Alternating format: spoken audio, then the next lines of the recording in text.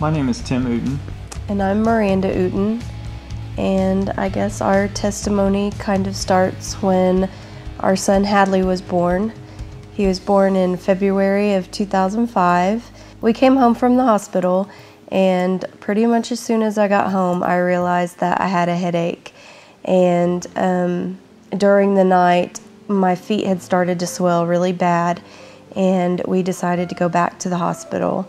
And when we got there, they admitted me back to the hospital. They did CAT scans and they did an MRI, and they determined that I had a spinal headache.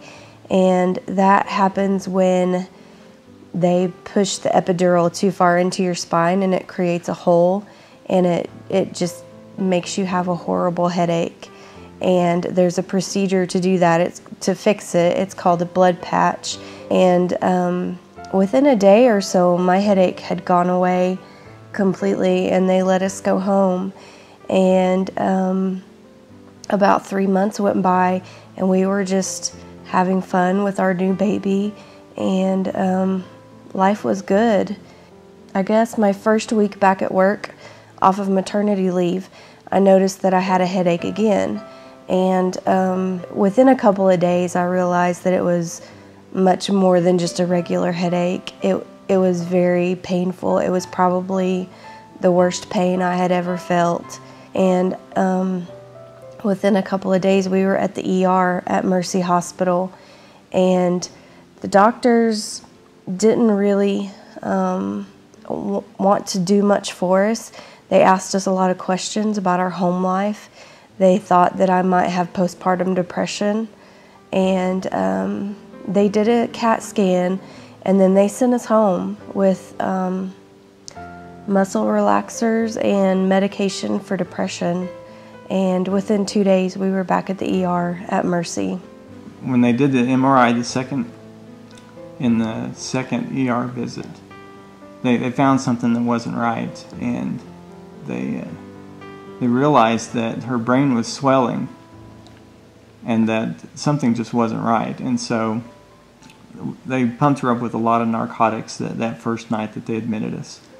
And it was pretty uneventful that night, and just the steady stream of nurses that were coming in.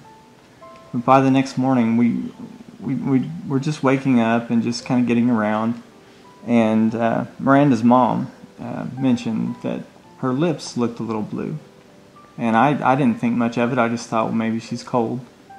And so I went to the nurse's station, just kind of casually strolled over there and said, I think my wife might be a little bit cold. Her lips are blue. And so the nurse came in, and she started tapping Miranda on the arm, and just then started yelling Miranda's name. And she just kept yelling, "Miranda, Miranda, wake up, wake up." And then I hear on the speakers in the hospital, they start announcing code blue, and they say our room number.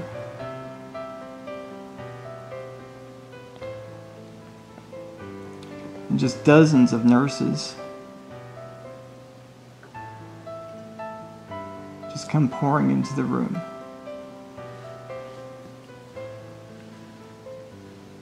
And they're working on the IV. Some of them are putting in a respirator. And I'm just standing there, and all I can say is, "Oh God." And with all the chaos, a little small gentleman, older gentleman with a beard, comes in the room, and he says, "I'm the chaplain. Are you family?" And I knew why he was there. She was dying. When they were finally ready with the ventilator and getting her ready to move, they wheeled her down the hallway towards the elevator, and there were already, doctors waiting in the elevator. They took us down to the waiting room, and where they started doing whatever tests they had to do. They did some MRIs, they did whatever else they were doing. It seemed like forever, and we just wanted to have an answer. We wanted to know what was happening. And so finally a neurosurgeon comes to the door and says, I need the immediate family members. I need to speak with you right now. And so several of us rushed off to just a small little conference room. And he starts describing what they found. They found a blockage at the base of her brain. And the blood was not flowing out of her brain, and her brain was swelling. And so he started discussing the different options, all of which were risky. They talked about another procedure that was somewhat new, that they would use an angiogram basically to deliver this medicine to the base of the brain, where it would break up the clot. And here we are with a 3-month-old baby. And my wife of 2 years.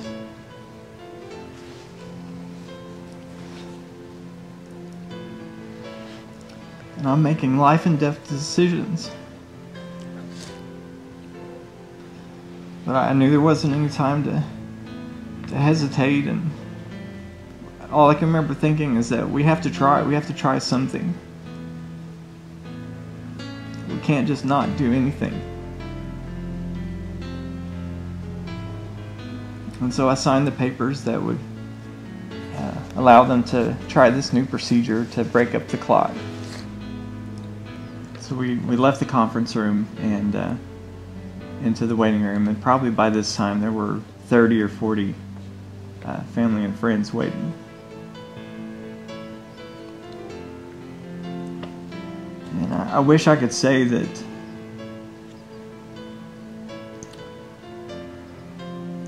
I was a great man of faith and ready to pray and ready to seek God, but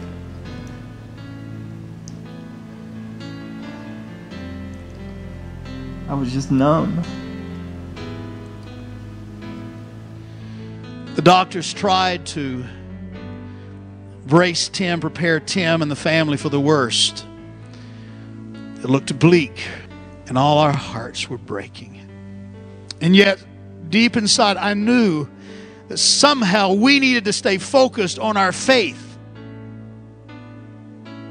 You tell me, when you are struggling and when your whole world is crashing in on you, you have a hard time having faith. You have a hard time getting a grip. You have a hard time quoting scripture. You are just fighting for your life. And that is when you need those to surround you and stand in the gap and say, you do what you've got to do, and we will do what we can do. We will hold on to God for you when you are holding on for yourself, and dare to believe that God will meet us and minister to us and give us the miracle that we need.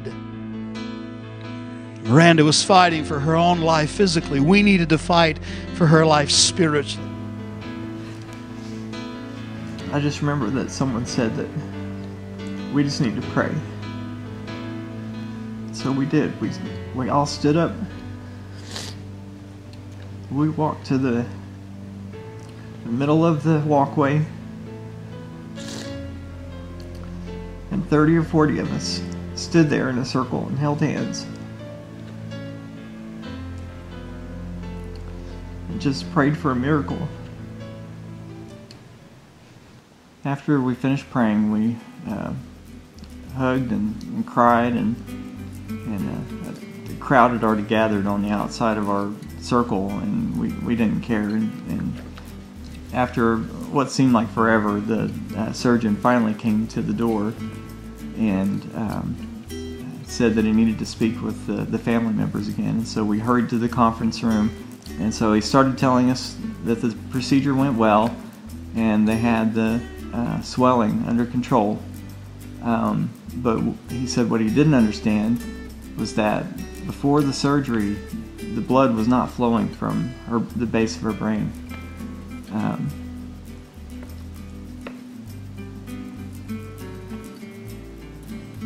He said we went in to find the blockage, And I don't understand what happened.